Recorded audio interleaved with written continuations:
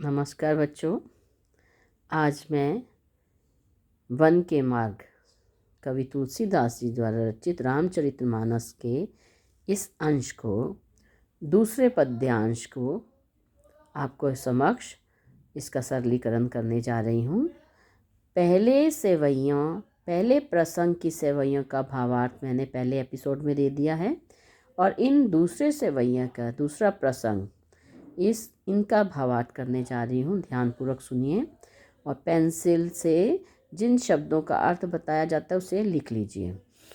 पहले सेवैया में जैसा कि आरंभ बताया गया कि वह वन के मार्ग की ओर अयोध्या से निकले हैं, और दूसरे प्रसंग में हम देखते हैं कि वह पेड़ की छाया में पेड़ के पास खड़े हुए हैं। तो इसमें चलिए आरंभ करते हैं। जल को गए लखनऊ हैं, लड़का परिखों पिए, छाह धरी के है छारे, पूछी पसेऊ बयारी करो, अरु पायों पखारी हो भुभूरी डाड़े। तुलसी रघुबीर पिरे आश्रम जानिके, बैठी विलंब लो कंटक काढ़े। जानकी नाह को नेह लख्यो, पुलको तनुबारी बिलोचन बाड़े।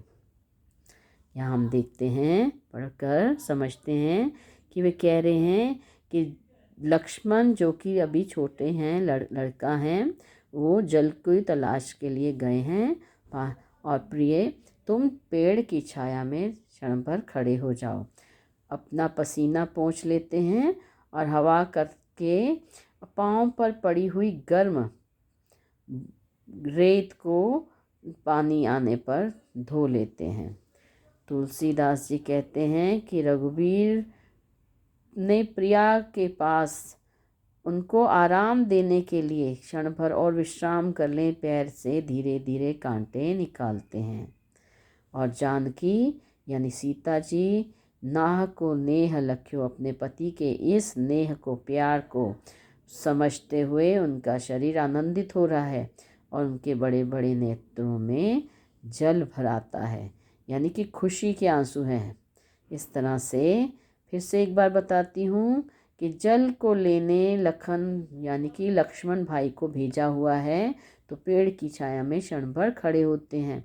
पसीना पोंछकर हवा कर लो और पैरों पे पड़ी हुई रेत को, गर्म रेत को पानी से धो लेते हैं। तुलसीदास जी कहते हैं कि रघुवीर यानी कि राम जी अपनी प्रिया यानी सीता जी को क्षण भर और आराम करने के कारण धीरे धीरे बैठकर पाँव से कांटे निकालते हैं, और जानकी जी यानी सीता अपने पति के इस प्रेम को, स्नेह को देखकर बहुत ही आनंदित हो रही हैं। इसी से आनंद में उनके नेत्रों में जल भर आता है। तो यह आपको आशा है आपको समझ आ गई है। यदि आपको ये भावार्थ अच्छे से समझ आता है तो मेरे इस चैनल को सब्सक्राइब करें, ताकि आपको आगे के लिए भी अच्छे अच्छे अध्यायों का जो है सहयोग मिल सके।